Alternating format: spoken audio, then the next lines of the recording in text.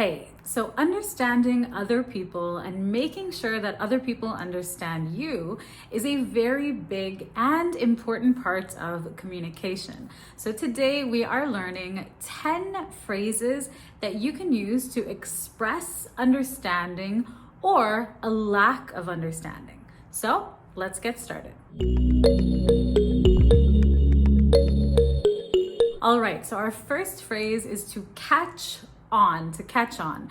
Now, catch on is actually a phrasal verb, very common, and catch on means that you understand what someone means by something, or you understand how to do something. So for example, let's say that you have a new colleague and you are responsible for training your new colleague on something at work. And your boss asks you, how is this new colleague doing? You might say, he's catching on quickly. He's catching on quickly. So he understands how to do whatever you're teaching him to do. Or on the contrary, you could say, unfortunately, he's not really catching on. He's not really catching on. So he's not really understanding. All right. So to catch on, again, just means to understand how to do something or to understand what someone means when they're explaining something to you. Our next phrase is to see where someone is coming from. To see where someone is coming from. Now, this one is used when you understand someone's perspective or point of view, and it's very easy to use. You can simply say, I see where you're coming from, or I don't see where you're coming from. Or I don't think you see where I'm coming from, okay? So you use it exactly like that. When you are discussing different points of view, different opinions, different perspectives, and you either understand where the other person is coming from or you don't. You can also ask someone, do you see where I'm coming from? All right, so this is a great one, again, when you are sharing your opinions or listening to someone else's opinion or someone else's perspective that might be new to you or different from your own. I see where you're coming from. Our next phrase is very conversational and a little bit informal. It's great to use with friends or family, all right? And it is to get it, to get it. And get it just means you understand. Again, very easy to use. You simply say, I get it, or I don't get it. I get it, or I don't get it. Or you can ask someone, do you get it? Do you get it? Do you get it? Or do you get what I mean? All right. So again, remember that this one is a little bit informal. I wouldn't recommend using it at work, but it's totally fine to use with your friends, your family, or in casual conversation. Get it?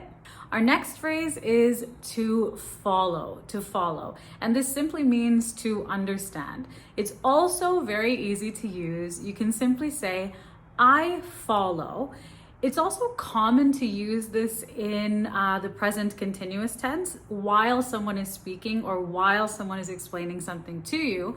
You can say, I am following. Yep, I'm following. Or I'm not following. I'm not following. And this one is quite common to use at work or in professional settings. You can say, sorry, I'm not following. Sorry, I am not following. It means I don't understand, but it sounds a little bit more refined than simply saying, I don't understand what you're saying, all right? So I follow, I'm following, or I'm not following. And as a question, you can ask someone, are you following or do you follow? Are you following or do you follow? So keep in mind that if you are in the middle of the conversation and you are checking the understanding of the other person or they are checking your understanding, it is common to use this one in the present continuous tense. So are you following or I'm not following? The next phrase is to grasp something, to grasp something. And this one is often used when you are talking about understanding a new concept or how to do something new. So for example, I am able to grasp new things pretty quickly. I'm able to grasp new things pretty quickly. Or no matter how hard I try to explain this to her, I don't think she grasps this concept. I don't think she grasps this concept. All right. So this one, keep in mind, is most often used when you are talking about understanding a new concept or a new idea. Our next expression, to get the hang of something. Now, this is a very common idiom, to get the hang of something. And to get the hang of something means that you are learning how to do something new. You're in the process of learning how to do something. So, for example, if I have a new job and you ask me, how's the new job going? I could say, it's challenging, but I'm getting the hang of it. It's challenging, but I'm getting the hang of it. Or if you are teaching someone something new, you can say, you are getting the hang of it. You're getting the hang of it. So you are starting to understand this new thing that you're doing or how to do something. Our next idiom is to get the picture, to get the picture. Now, if you get the picture, this means that you start to understand a situation. You have an understanding of a situation. So for example, after hearing both sides of the story, I got the picture. After hearing both sides of the story, I got the picture. So you can imagine in this example that there are two people involved. Maybe this is referring to a couple. Let's say that friends of mine, a couple had a fight, and I didn't really understand the details of the situation, but I listened to both people in the couple, and then I was able to understand the situation better. So I was able to get the picture. Next, we have to see the big picture, to see the big picture or the bigger picture. And this one means that you fully or thoroughly understand a situation, not just parts or bits or pieces of a situation.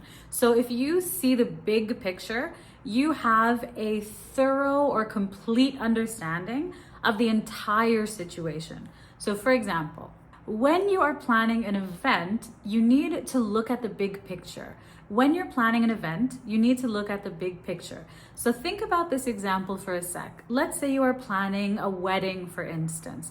There are lots of little details involved, right? You need to think about the food, the location, and so on and so on. And if you see the big picture, this means that you have an understanding of how all of these elements work together or need to work together. One more example. When you open a business, it's important to see the big picture. So again, to have an understanding of how all of the parts or pieces involved work together. Next up, we have another idiom, and this one is to read between the lines. To read between the lines. Now, if you read between the lines, this means that you understand something that is not explicitly or clearly or directly said to you, but you're able to assess the situation and understand the reality or the truth anyways. So for example, reading between the lines, I think he's not very happy with his job.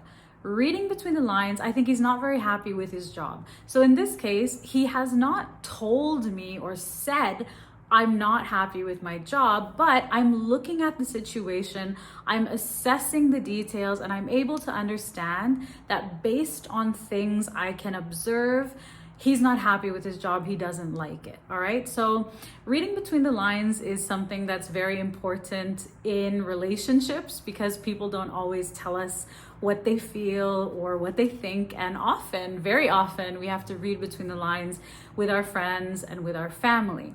We also have to read between the lines a lot at work. So maybe our boss or our colleagues doesn't always tell us things directly, but it is up to us to kind of look at the situation and understand the details that are not explicitly shared with us. So read between the lines. This is a really nice one, a really nice idiom. And number 10 is to get the gist of something, to get the gist. Get the gist or get the gist of something. And this means that you have a general or overall understanding of something. So for example, his presentation was pretty boring, but I got the gist of what he was trying to say. His presentation was boring, but I got the gist of what he was trying to say. So I was able to understand the general idea, the general meaning overall. Another example, specifically for you, if you are trying to improve your English, when you are reading something or listening to something, it's okay if you don't understand every single detail. The first time you read or the first time you listen, just try to get the gist. Just try to get the gist. So again, if you get the gist, it means you understand the general idea or the main points of something, all right? And you can simply use it by saying, I get the gist, or I got the gist of this presentation or this article or whatever it is. Now, just a tip for you, if you like these expressions and you want to start using them, I would recommend just choosing a few, maybe 2 or 3, and implementing those into your conversations.